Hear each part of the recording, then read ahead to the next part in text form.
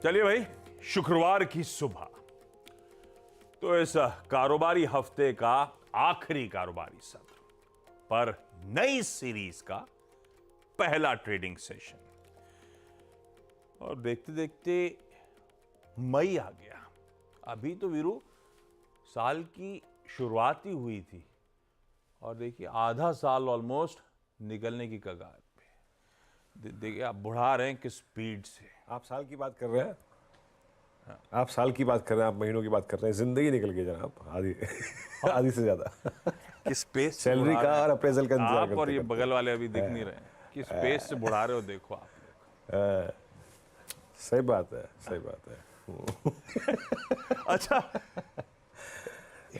History की बात बाद में करूंगा। वो कहते हैं ना, स्टॉक मार्केट फ्यूचर डिस्काउंट करता है। तो भाई आज से नई मई सीरीज का आगाज हुआ है और फाइनेंशियल और बिजनेस वर्ल्ड में एक बहुत जाना माना अडेज है, कहावत है, सेल इन में एंड गो अवे। पर क्या वाकई ये सच है क्या? आइए दिखाता हूं हिस्टोरिकली मई सीरीज का परफॉर्मेंस कैसा रहा है। पिछली 5 सीरीज का परफॉर्मेंस स्क्रीन पर रखिए डायरेक्टर साहब। हरा लाल हरा लाल हरा। तो भाई साहब ज्यूरी स्टिल आउट। वैसे कोई क्लियर कट ट्रेंड नहीं है। वैसे एक्चुअली सिर्फ मई सीरीज दिखाना गलत होता है। ये जो अडेज है, जो कहावत है, ये कहा जाता है कि आने वाले 6 महीने मई से लगकर अक्टूबर का फेज जो है वो बाजारों के लिए खराब होता है। तो सिर्फ मई सीरीज दिखा के नहीं, दरअसल इस फेज का आकलन करना चाहिए। वो मैं मंडे को लेकर आऊंगा आपके लिए, वो अगले शो का हुक हो गया। वैसे अब हिस्ट्री की तरफ चला जाए, और लास्ट मंथली साइकिल जाते जाते खूब दमखम दिखा गई। कल back to back 5th straight trading session था जब भारतीय बाजार में वो चाल मजबूती के साथ कामकाज होता हुआ नजर आया, और उस तेजी ने पिछले कुछ दिनों के समीकरण बिगड़े हुए सुधार दिए। तो पिछली सीरीज में नेट निफ्टी 1%, निफ्टी बैंक में ऑलमोस्ट 3% का उछाल था। और आज जब इस नई सीरीज का आगाज हो रहा है, ध्यान रखिएगा फ्राइडे है, तो सेंसेक्स की वीकली एक्सपायरी का दिन आज सुबह तड़के। वैसे टाइम तो है सुबह 8:30 बजे इंडियन स्टैंडर्ड के हिसाब से। पिछली बार वैसे डिले के साथ आया था, लेकिन बीओजे यानी कि बैंक ऑफ जापान की जो 2 दिनों की बैठक चल रही है आज खत्म होगी, शायद सुबह 8:30 बजे, या उसके बाद वो बीओजे का ब्याज दरों पर फैसला सामने आएगा। इंपॉर्टेंट है, आज शाम को यूएस का पीसीई का नंबर आएगा। ये इंपॉर्टेंट है क्योंकि ये मार्च पीसीई नंबर्स आज रिलीज होने जा रहे हैं, जिसको हम लोग चर्चा कर रहे थे। फेड ज्यादा पैनी नजर से देखता है, हमें वो रिएक्ट करना है यूएस के Q1 जीडीपी के एडवांस एस्टिमेट जो सामने आए, वहां के इनिशियल जॉबलेस क्लेम्स के नंबर्स जो कल शाम को आए थे, हमें रिएक्ट करना है। कल 4 निफ्टी के नंबर्स आने थे, सिर्फ नेस्ले मार्केट के दौरान आया, बाकी तीनों IndusInd bank, Bajaj finance, tech Mahindra बाजार बंद होने के बाद आए थे।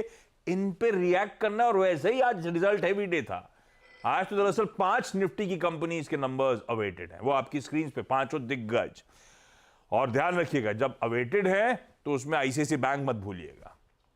कल वो सैटरडे छुट्टी के दिन आईसीआईसी बैंक और दिग्गज भी अपने तिमाही रिजल्ट्स घोषित कर रहा होगा। और हां, आज elections 2024 second phase of polling कुछ ही देर में अंडरवे, कुछ ही देर में शुरुआत हो जाएगी, एक और इंपॉर्टेंट फेज। ये सब और डिटेल में आगे चर्चा करेंगे। गिफ्ट निफ्टी कह रहा है नई सीरीज का आगाज एकदम फ्लैट नोट पे 10-15 पॉइंट के आसपास गांधीनगर से हल्के हरे निशान के साथ शुरुआत होने की इंडिकेशंस। बगल में बैठे हैं नीरज जी, ग्लोबल मूड की मैपिंग इनसे करा लेंगे, और वीरू से जानेंगे कैसे निफ्टी बैंक में आज के सेशन में स्ट्रैटेजाइज करना है। चलिए भाई, अच्छा कुछ नहीं, बोलो नहीं फ्लैट गिफ्ट निफ्टी है। प्लीज एशिया रख दीजिए क्विकली, और उसके बाद यूएस के ओवरनाइट संकेत भी दिखा दीजिएगा। पीएम मोदी का ट्वीट आया इस बीच, मेरे ख्याल से वो वोट जरूर डालिए, उसके रिलेटेड होगा, पढ़ नहीं पाया मैं अभी। ये है एशिया मिला जुला रुझान इस सुबह सुबह, और फ्लिप करके यूएस है। यूएस दिक्कत में था कल आधे से लेकर 1% दबाव था, वो तो निचली सतह से सुधर गया, आज सुबह के फ्यूचर्स लेकिन वापस बाउंस बैक कर रहे हैं, ये अच्छी बात है। कल अगर नैस्डैक 2/3% गिरा था तो आज 1% फ्यूचर्स मजबूती के साथ खड़े हुए नजर आएंगे। तो समीकरण बदल गए, सुबह फ्यूचर्स में थोड़ा सा दमखम दिखा दिया है। शायद ये रीजन है कि गिफ्ट निफ्टी थोड़ा सा तना हुआ खड़ा नजर आएगा आपको। नीरज जी गुड, कल बहुत सारे इंपॉर्टेंट आंकड़े आने थे, अदरवाइज भी मूड मॉल कैसा, ये प्रेशर रिकवरी चल क्या रहा है? कंफ्यूज हैं वहां पे लोग, कंफ्यूज, एक्चुअली डेटा कंफ्यूज है वहाँ। अगर जीडीपी खराब आता है तो फिर जोश भर जाना चाहिए। जब जीडीपी अच्छा आता है तो भी डरते हो, खराब आता है तो भी डरते हो। हाँ, उसका कारण आज का मार्केट बहुत ट्रिकी है, समझने लायक। ओके, हाँ, पहले तो ये जापान वाला क्लियर कर दूं आपको। 155 येन पर डॉलर चल रहा है, बहुत वीक करेंसी हो गई, 34 साल के लोस पर है। तो कुछ क्रांतिकारी करना चाहिए इनको, वरना इनकी करेंसी आज वैसे एक्सपेक्टेड फैक्टर इन तो एक्सपेक्टेड ही कुछ स्टेटस को है, लेकिन तो गड़बड़ा जाएगा। हाँ, कुछ करना चाहिए क्योंकि करेंसी इनकी बहुत वीक हो गई और जब से इन्होंने अपना वो बदला यील्ड कर, उसके बाद से और कमज़ोर हो रही है। 146-47 से घर के 155 आ गई। तो जापान वाला अब जब आएगा तो देखा जाएगा।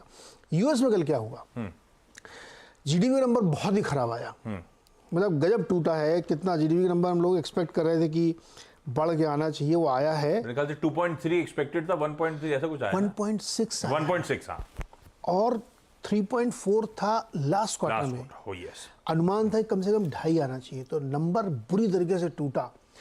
तो ये खुश होना चाहिए कि इकॉनमी कमज़ोर हो रही, तो आप, लेकिन उसी क्वार्टर का core PC number super number आया है, बहुत ज़्यादा बढ़ के आया है।